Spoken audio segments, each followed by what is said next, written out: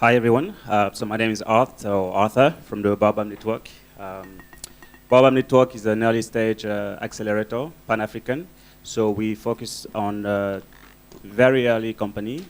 And what we realize over time is that one of the biggest challenges in Africa is talent, not funding. So what we're trying to build is being a startup team as a service to make sure we can provide capacity to startup and ultimately build a pipeline for angel investor and venture capitalists across Africa. Right, so our model is a bit different. We focus a lot on bespoke acceleration. We focus a lot on making sure we understand what are the particular challenges startups have. And then from there, our team is basically there to solve them. So that 6 to 9 months down the line, they can raise perhaps $500,000 and build the team, basically hire a better team than us to build the business, right? So perhaps in terms of traction, we're 5 years old. We started investing just 3 years ago, so way younger than our friends at Flat Lab. But we have about 20 companies in our portfolio across 10 geographies in Africa. So that goes from South Africa, with Zimbabwe and South Africa. We also have North Africa, right, with Egypt and Morocco. And then we have obviously Nigeria. Everybody has Nigeria. But Kenya as well. So my point, and Francophone Africa. So the point I'm making here is like we are doing it on purpose to really have a strong brand across the continent. Across the continent, early stage company, the biggest challenge is talent. So we're providing that talent because it's very expensive. Once a company raises a lot of money, it's easier to hire that growth person, that marketing person, that fintech analyst or associate. Perhaps in terms of 2 success stories, well, one is like I think about 6 months ago, we went into one of our first Egyptian startup. Called that is here today? Is here today. And recording. And recording, right. But doing SaaS data analytics across the continent and focusing on Egypt first. But the second success story is one of our company in Nigeria raised a Series A recently and also acquire another company in our portfolio. So what that means is we're able to build synergies between our portfolio, but you're also able to bring startup, grassroots entrepreneur Africans to get the funding and to be exposed to the global community. Thank you, Arthur, very much for this. Dr. Ayman, goes without saying, AUC Venture Lab, please give the audience any context. Thank you, Karima. We're also a startup accelerator, university-based accelerator. We started 9 years ago in 2013. And this is a homegrown program. We developed all the content ourselves. And over the past 9 years, we've accelerated 250 startups. We're very lucky that our first exit happened to be a unicorn, Swivel. Never happens to be that lucky. We have several programs. We have our core accelerator program. 5 years ago, we launched a fintech acceleration program with CIB and IFC, and we have with us MasterCard. The program is completely industry sponsored and supported, and it's trying to bridge the talent gap that we're talking about, connect the university with the startups. It's not a program for students. Actually, the average age that we have is in the mid-30s. So when it started, it was actually initially for recent grads, but now we're actually working with mid-career professionals and people across the board. We also have a launchpad program for idea stage startups that we started last year. And the last program that's interesting is a program to actually help transfer our knowledge to all the incubator and accelerator managers in Egypt. We're running now the second cohort. We've trained more than 100 incubator and accelerator managers in all Egyptian universities and commercial as well. And the good news is we're probably going to be launching a round for African incubators and accelerators to transfer the knowledge that we have to all incubator and accelerator managers in the spring, working with the Ministry of Economic Development and Ministry of Planning and Economic Development in Egypt. So very happy to be with you. One other thing is we also have AUC Angels, our angel investor network. We started 2.5 years ago. So far we closed 15 transactions. All of them are pre-seed or seed. And actually we're probably the second most active investor in Egypt, even at the very early stage. So happy to cover all grounds. Thank you very much, Dr. Ayman. Zach, well, it's a pleasure to meet you again today. And you're the co-founder and CEO of Payhippo, and you are also a YC company. You gave us a lot of insights yesterday about your strategy for fundraising and everything. We will get to that right after your intro. So if you don't mind just giving our audience that is in person and online about more context about what Payhippo does, and if you have a business news that you want to share with everyone. Cool, thanks. Hi everyone, I'm Zach, co-founder and CEO of Payhippo, and we give loans to small businesses in Nigeria in less than 3 hours. So our revenue last month was about $64,000 from $900,000 in loans dispersed. As a business, we've been growing 25% each month since January 2020. And our repayment rate has been 97%. The reason why it's so high is because most of these businesses are creditworthy, but banks are not lending to them. That's because there is no collateral. The collateral requirements are too high in the market for these small businesses. There are no credit scores in the region used to make the underwriting easier. And the reason we've been growing so fast is because I have two co-founders. The three of us have all worked in fintech and in lending in Nigeria. So I was working in digital small business lending. My co-founder, Chioma, she's downstairs, so if you see her, please say hey. She was working in microfinance in Nigeria. And then our third co-founder, Uche, he is our CTO, and he was an engineer at a fintech lender in the States. So in terms of news and where we're at as a company, so we raised a pre-seed round in April this year. It was $1 million. And then we got into Y Combinator in May, which was great because we did the summer YC program and just finished that early September.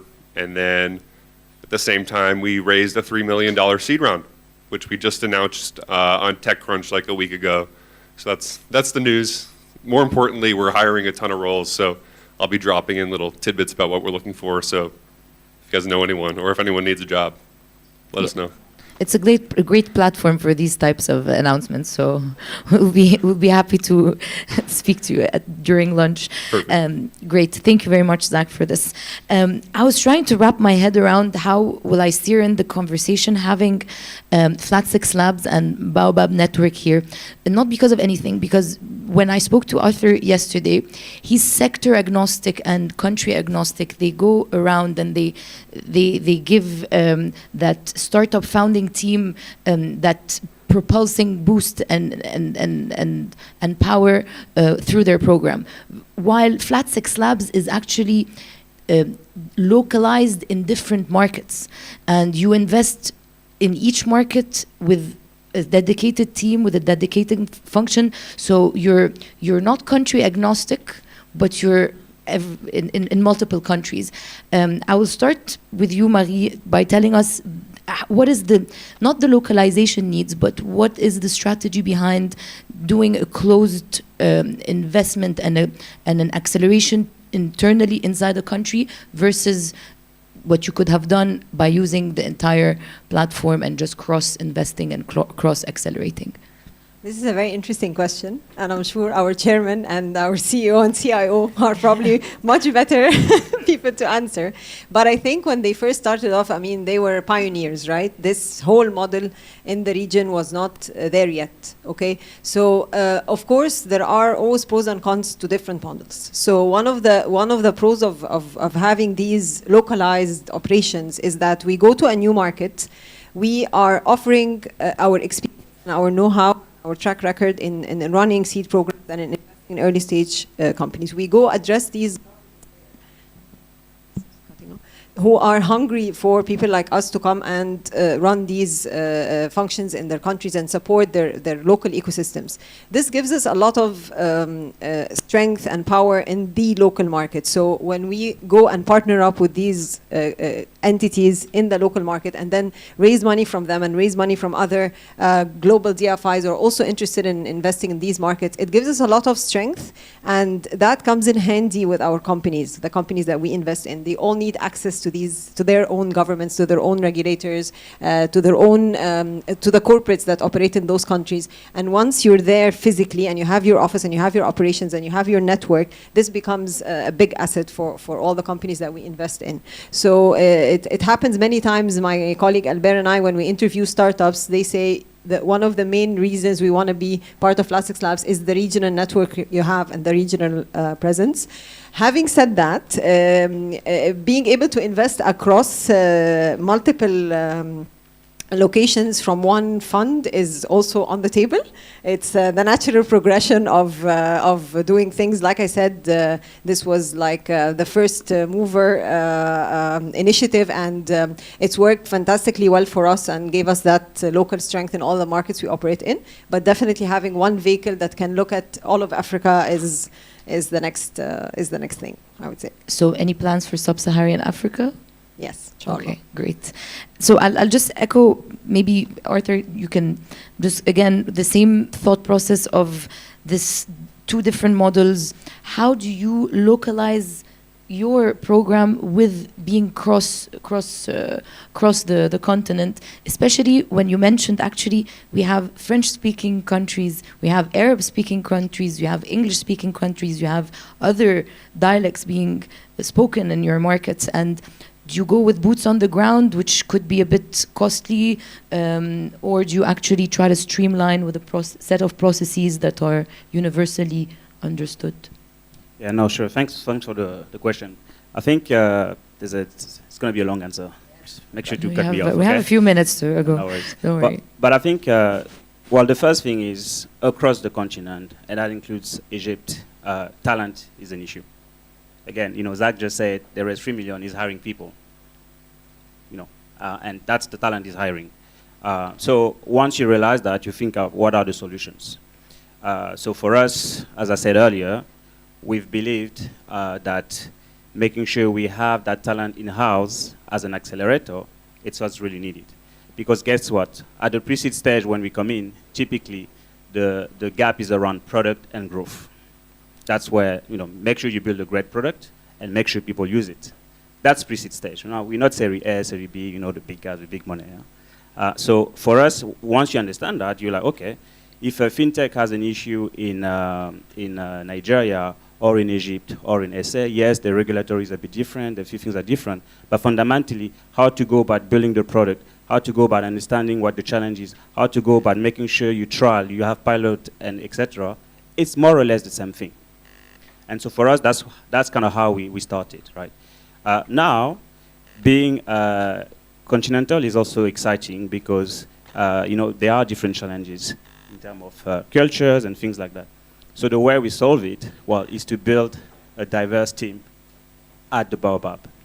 So our team speak French, speak Swahili, obviously speak English, but on top of that, now we're looking at also going regional, because we understand, there is value to be on the ground. But I will say the value is not necessarily about providing the acceleration.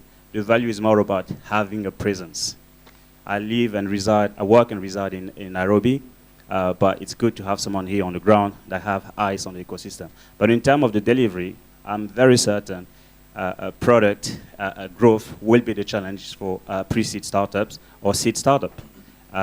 And how you go about it, it doesn't really matter if you, of course there's advantage because, we're not a fund as well. That's very important to understand.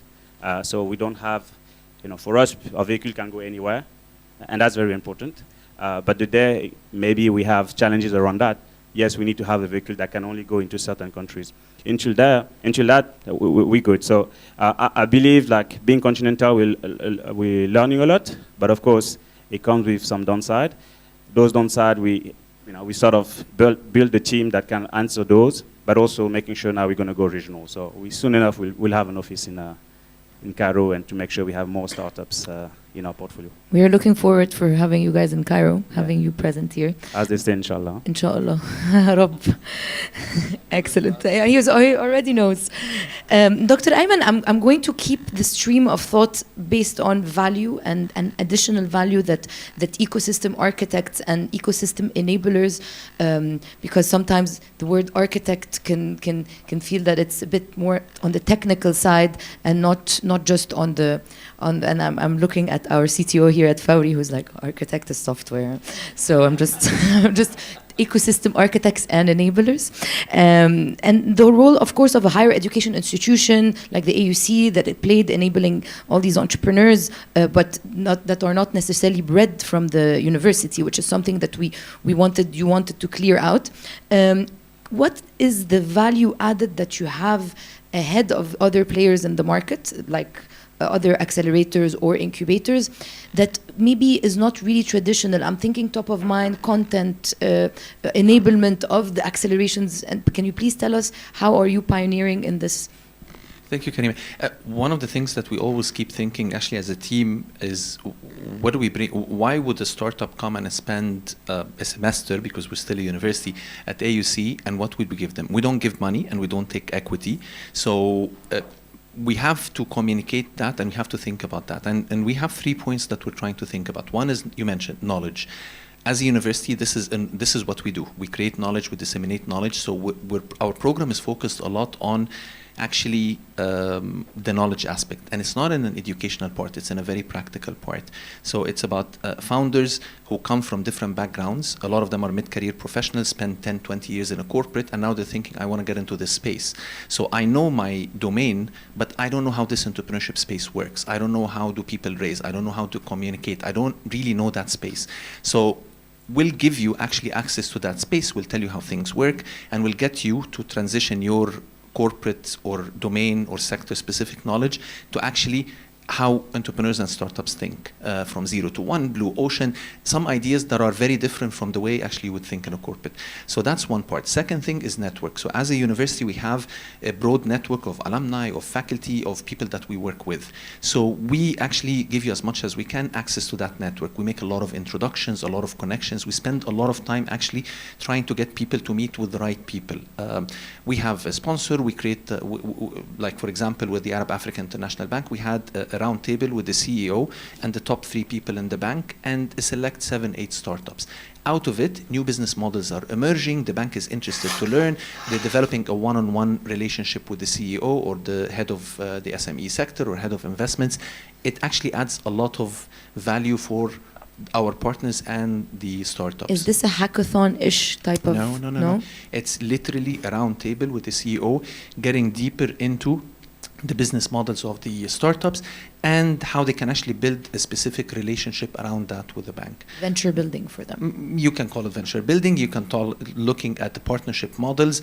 A lot of the companies going to market is actually about building partnerships.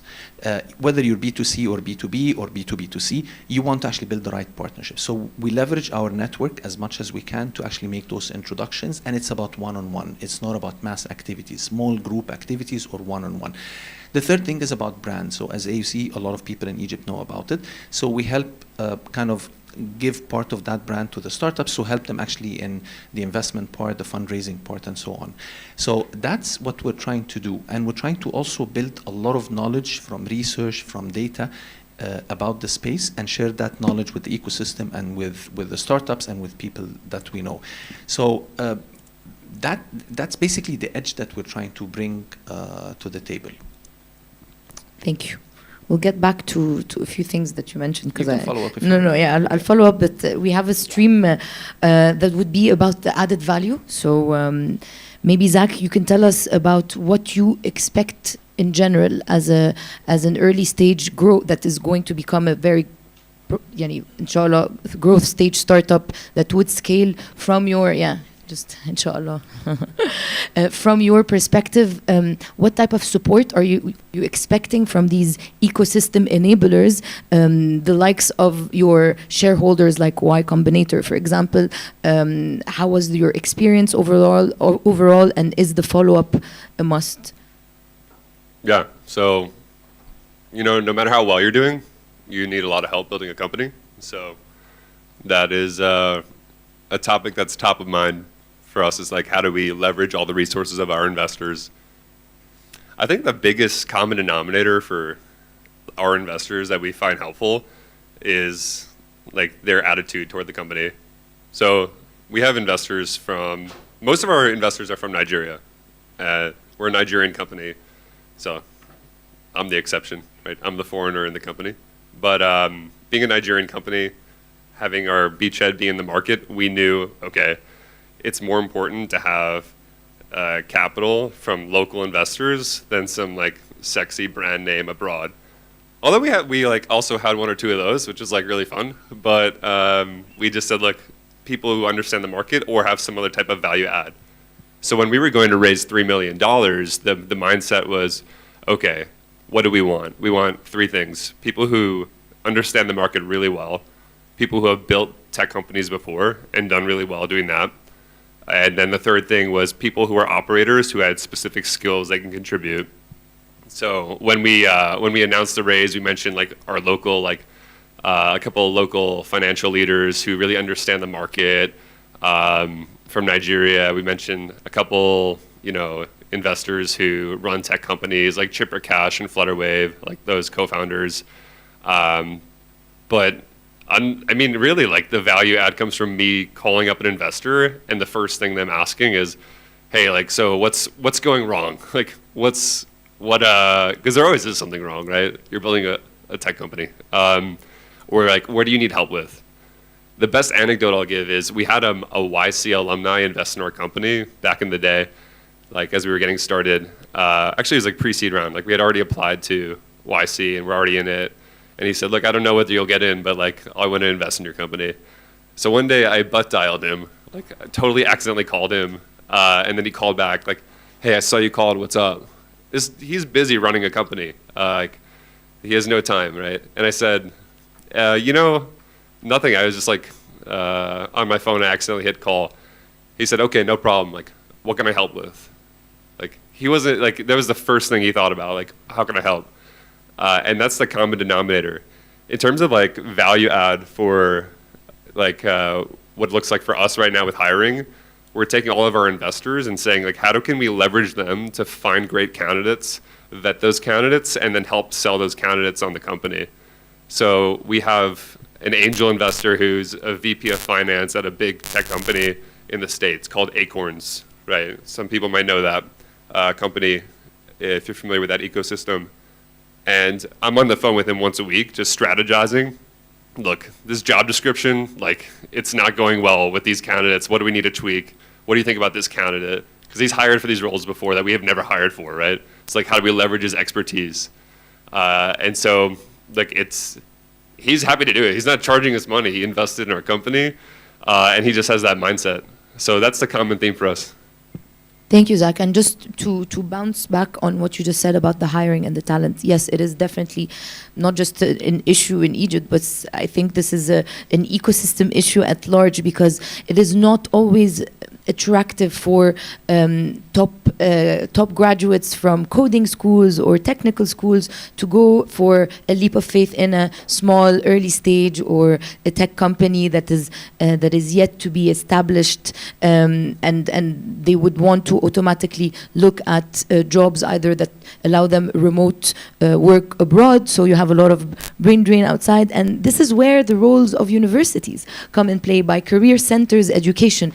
Career centers are no longer about getting the big banks, the big FMCG companies, but really educating the student, or specifically in specific areas, whether it is computer science or humanities, design, etc., to consider these types of jobs, and not necessarily in very early stage companies where the company would tell the entrepreneur, or not the entrepreneur, but the hire or the talent, come, I'll give you a tiny salary and maybe a few vested equity, but also for established and growth stage startups to come in and shine. And I feel like being in Fawry, we do a lot of ecosystem outreach to universities and to career centers to express how cool it is to actually work for an entrepreneurial or an entrepreneur-led company, specifically in fintech or in tech in general. So that I really echo, and I believe AUC is actually doing a lot of this. And my first interactions with when Endeavor was doing and facilitating something for the AUC Career Center to be replicated across Egypt, not just in Cairo, but across all the regions in Egypt, mostly outside and maybe underprivileged areas. I'll head to you, Arthur, to tell us more about your portfolio and what is your strategy in defensibility of this portfolio given these uncertain times? What have you done? You said you've been on the ground for 3 years, so I guess COVID happened. And what were your let's say, contingency plans? Were you going to double down on your investments to defend your portfolio, or did you start looking at different markets, different industries? Sure. So we started 5 years ago as a sort of bringing talent to the continent and work with some startups and help them, grow with a 1 week very intense. What we realized is after a week, it's great, people go back, but they need some funding. So we then decided in 2019 to provide some funding. But beside the 1 week in country, everything was remote, and everything is remote, which means, it means two things. The first thing is our first investment were a bit shaky, but like everyone, we learn. But it also means like our DNA was remote. So when 2020 arrived and COVID and the pandemic and all, well, we were already remote. We didn't have any massive disruption. What it meant for the portfolio, though, is like, well, we need to make sure we support our founders. First on emotion or mental health, however you call it. Because, it's not easy when you do a mobility business and suddenly you can't move around because government say you can't move. So that layer is very important. But the other layer, of course, is like, how do you go about reducing cost? How do you go about making sure, you had a plan A, but you have to go to plan Z now, right? So it means 2020, we didn't invest as much as we wanted to, but we wanted to support our startup. And we were happy. Why? Because those startups that were raising money, perhaps from 50 to 50K USD to about 300K USD, they all raised money. And for us, it meant even during a pandemic, startup can still raise money. And by the way, during the pandemic, actually, what we realized from investor is like they were not so keen on going on Series A and Series B. Smaller tickets. They wanted smaller tickets. De-risk. And guess where do you find smaller tickets on the continent, except Egypt?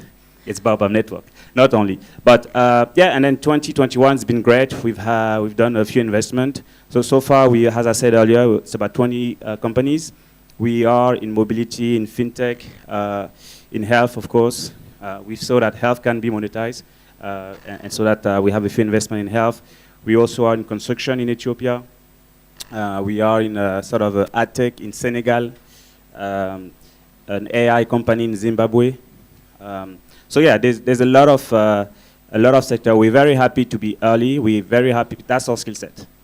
That's our team. We're good at ambiguity. We're good at operating in part of the continent that nobody wants to go in. And the reason I'm saying we're good at is because we see ourselves as a funnel of foreign capital to grassroots entrepreneurs in Africa, which means there are people that want to invest in companies across the continent, but they don't know how, and they don't know where, so they invest in us so that we do the job for them. If we do a good job, they'll follow on as angel investor, and then ultimately bring the network to the guy with the big money, Series A and whatnot. Excellent, thank you. And I think what you just said, that not just post-pandemic, but even now the trend is going towards partnership-led initiatives, given that everyone here we have a lot of humility after seeing a lot of unforeseen circumstances coming, and even investors and big companies see their business model pivot or die, unfortunately. I would actually address this question to the accelerators here locally that mentioned their corporate partnerships. Both Flat 6 Labs and AUC V Lab, you have very distinct corporate partnerships that I would leave you guys the floor to talk about at your discretion. You mentioned your round table, your closed door, let's say a round table where you help these corporates lead the discussion with the startup. You also see corporates like not corporates, but even like unicorns or big fintechs like Fawry investing and enabling tech startups, not just through an investment strategy, but also by availing its platform, by creating a dialogue with the ecosystem. So you have a lot of corporate-led or partnership-led with corporates initiatives you see much more today. Maybe Dr. Ayman, you can give us a bit more light on what you believe your role is with corporations. Are you building the accelerators of the future with them, or are you just educating them to give your portfolio or other companies some extra push? Okay. So you can look at it from three sides, from the corporate side, from the startup side, and from our side as AUC Venture Lab. From the corporate side, you're talking to a large company, a bank or an FMCG or whatever you call it. The question is, why are they interested in that? So you get different agendas. Some of them are interested from a CSR perspective. Great, we'll help that. But many of them are becoming more interested from an innovation perspective. We want to create an innovation strategy or an innovation culture inside the organization.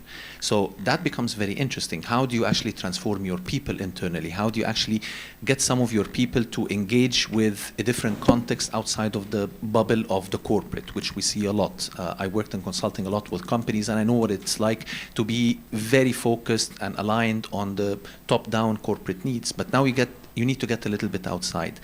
And then there's a third type of area of interest when the corporates are interested in actually partnering with startups as an extension for their business model. So I want to work with a company that complements my distribution channels, or that complements my payment systems, or that complements whatever I'm doing. I want to experiment with that space, but I'm not ready to do it myself. So let me throw in some money and time with this corporate. It's an option. I have an option. I have the right to play in that space. If things go well, I might actually invest further or even make an acquisition.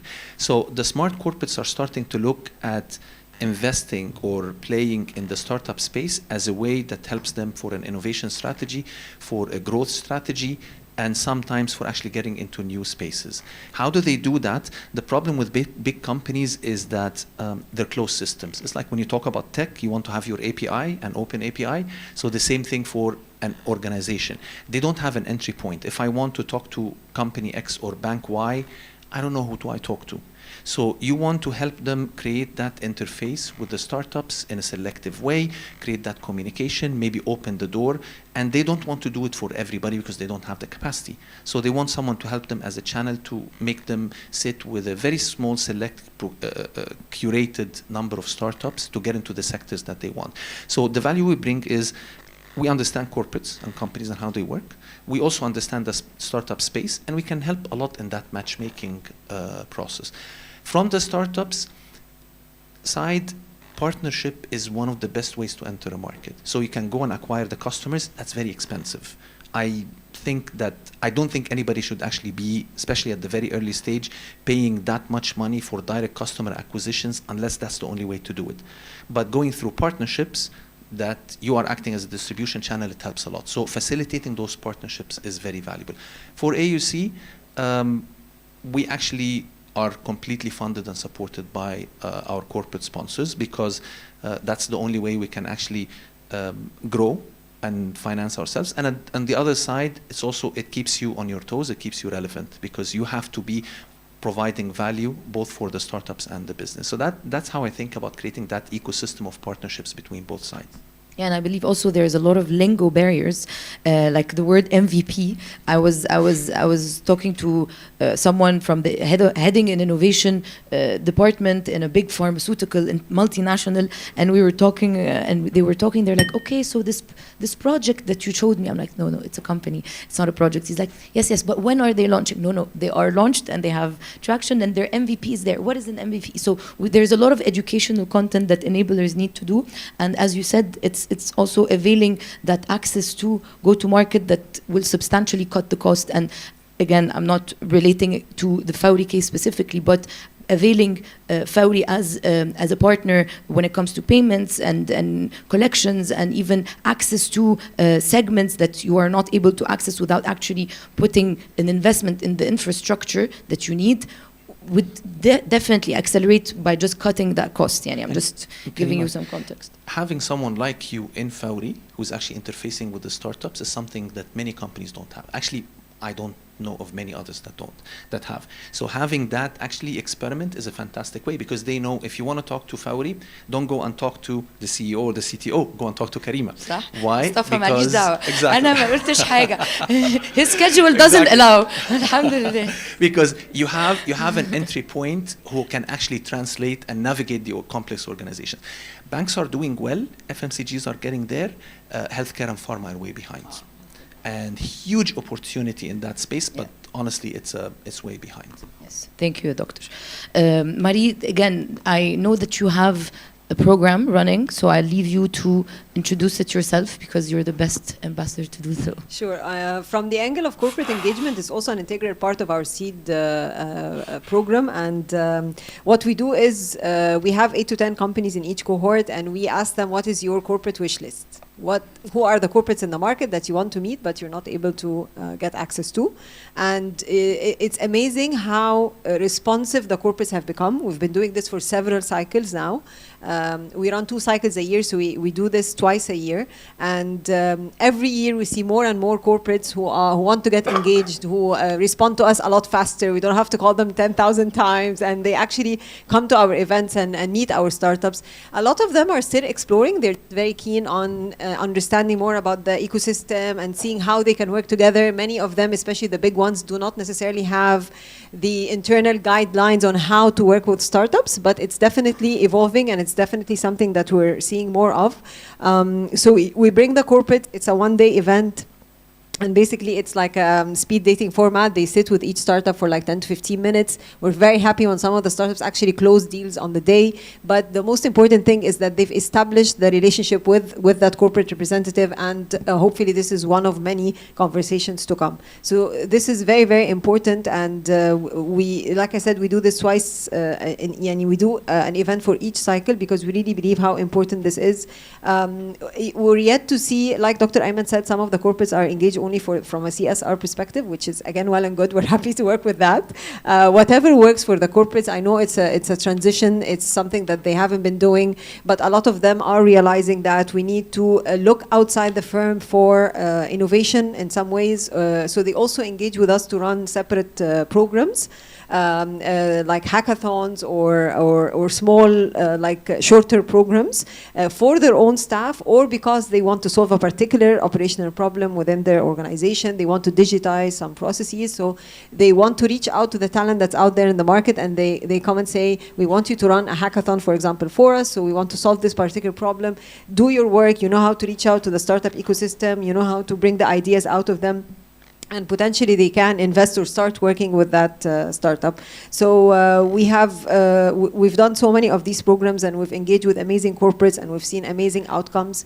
And it's an integral part. So it's between the corporate engagement and the investor network. These are the 2 core, I believe, value adds, like saying that a startup should expect from an accelerator or an investor.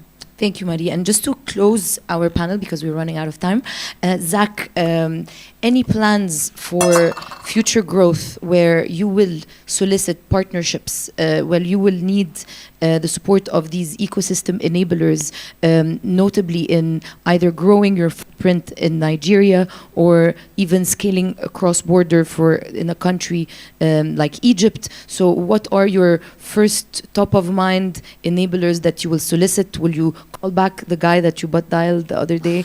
Or who are your go-to Are you trying to people? get us to come to Egypt? Yalla, ta'ala, come. You can call me. Yani. Hey. Okay, well, a couple points. I think the biggest thing for value add from any source of capital, whether it's a accelerator or it's an investor, it particularly applies to investors because that's the point, is the capital. And so in the market now you see there's more capital, right? And so we talked about value adds. I said, yeah, you know, we went to go fundraise $3 million and we were very selective about the process.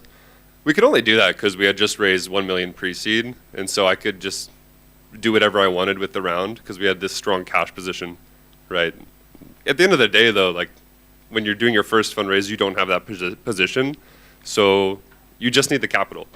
So the top value add of an investor is the capital.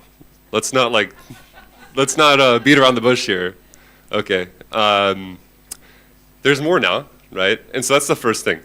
In terms of expanding to other markets and like doing other things, it's actually really crazy because now we're having like ecosystem people, like builders, corporates from other markets reach out to us to come to their market. Like I'm like, wow, I didn't know they would come to you. The only reason we were able to do that is because we raised a strong round. They see this, they go, okay, they're like, this company is legit. Let's get them to come in and do the same thing in our market. And so, yeah, let's make sure the investment process is more seamless. The point I wanted to make on top of that is when we're thinking about the potential of companies, probably the biggest thing that could change in the ecosystem is that there have been a lot of advancements in the local ecosystem. You see some unicorns in the market. That's great. But the mindset from even with some startups, but investors, members of the ecosystems has not caught up with the potential of the market. So people like Arthur just committed this sin of like, hey, like the big money is Series A. Like we used to think that way too. And like everyone in the market's thinking like, yeah, maybe one day a company will be $1 billion company. Like everyone in this room like may have had a thought of like, wow, that's a big thing at some point in their lives, like $1 billion company. Like this mindset is like not good, and it's like holding the market back. The market shouldn't maybe one day have one more $1 billion company. Like that's very low thinking. Our investors invested in Payhippo and they said, yeah, I'm gonna invest. We really like the team. We've watched your traction. We really like you guys. And who knows, maybe one day you'll be $1 billion company. And we're just like trying to then teach them like, one day, we're talking like 2 years from now, and $1 billion company, that's like the first step in our journey, right? Like we're talking multi-billion dollar company, like after that, as the second step, right? Like let's think really big here, because you are only going to get what you think you're gonna get, right? So if you think, hey, maybe one day we'll exit and the value of the company will be $100 million, that's what you're gonna get, right? And so it's not just like goal setting, and it's not just like, how do you like set a high level strategy? This is also very practical. When investors are negotiating terms with startups, they're getting into fights of like $6 million valuation versus 8. It's not important. Like, the company is a multi-billion dollar company, who cares, right? Just let them go build the company and go support them. Maybe some people in the audience don't like hearing that because we've been on the other side of the table. Architects aren't liking that. Yeah, maybe we don't like that the other side of the table, but like the value of your investment doesn't matter if the founders are too busy talking to you than building the company. So like right after this panel, I'm gonna be like meeting a lot of good people at the conference, and then like I'm thinking, how do I get to the next like interview, right? Because I gotta go like find candidates. By the way, because we're closing the panel, here's what we're hiring for. So go for it. The online audience is your best bet. Okay. I doubt the physical audience is going to work for Payhippo anytime soon. We're hiring data science. We're hiring a finance manager. We're hiring corporate finance professionals. We're hiring a marketing manager. We're hiring on the legal team as well. Folks who are not in Nigeria, the data science and the corporate finance roles, come talk to us. Yeah. Great. Thank you very much. Thanks. I don't know if anyone has anything else to say, but I will wrap this up because I think someone is going to kill me over there. I invite the audience to follow our panelists on LinkedIn. If you ever need anything, they are, after all, the ecosystem enablers. So follow them if you want to connect. Thank you very much for being here. Thank you. Thank you. Thank you.